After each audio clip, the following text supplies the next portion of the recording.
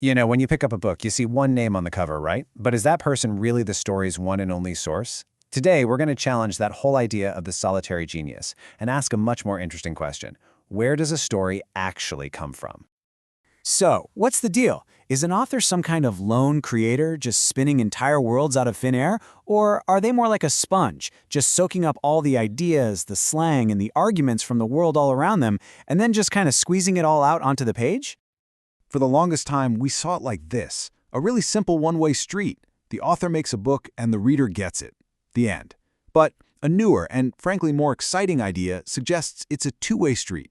The wall between society, the author, and the reader is permeable. It leaks. Ideas are flowing back and forth all the time.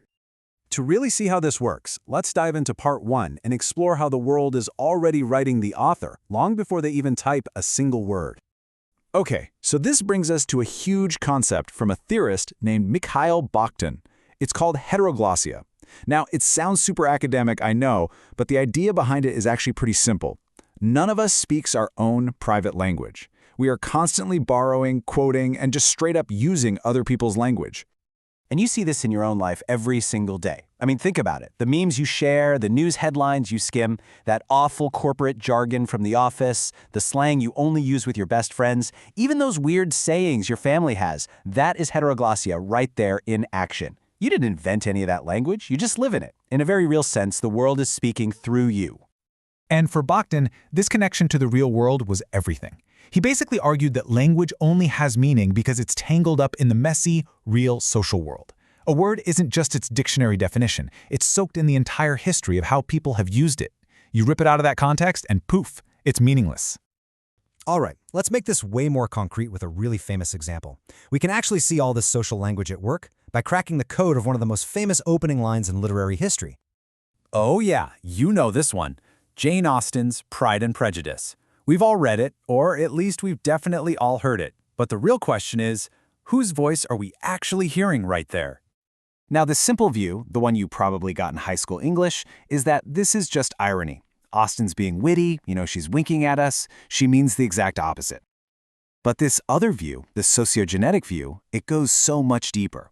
It says this isn't just Austen talking. This is the collective voice of her entire society. It's the common language of her time just speaking out loud. That opening line, that's the sound of drawing room gossip. It's the sound of matchmaking mothers, it's the social hum of 19th century England. Austen's genius wasn't in inventing a voice from scratch.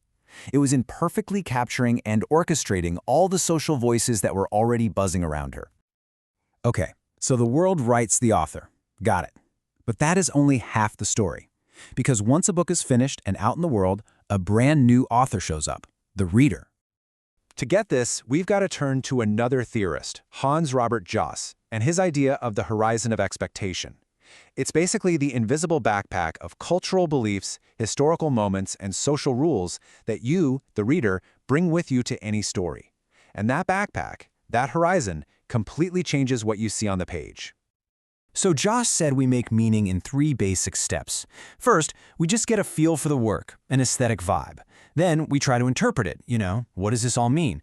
But the last step, that's the absolute game changer. It's application. We ask ourselves, why does this story matter to me in my world right now?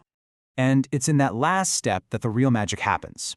It explains how one single story can end up with totally different meanings over time.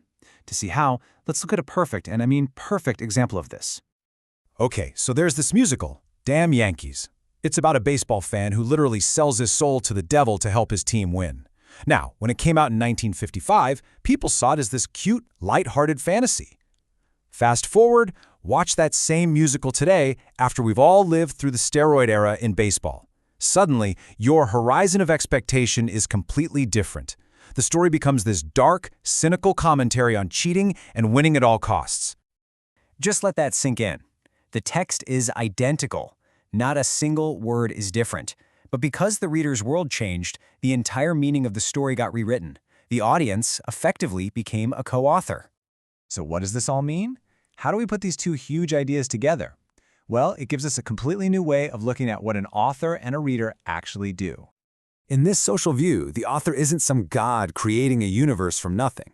They're more like a brilliant curator, or maybe a DJ, selecting, arranging, and shaping the social noise that's always swirling around them. And the reader? You're not just a passive customer. You are an active player in history who gives the text its ongoing life, its ever-changing meaning. So what this really all boils down to is that an author's unique style isn't some magical personal fingerprint they were born with. It's actually their specific method for navigating and organizing the chaos of the social world. It's how they find their signal in all that noise. And that, of course, brings everything right back to you. The words you're using, the ideas you're thinking about, even how you're making sense of this explainer. None of it came from a vacuum. It's all a product of your world.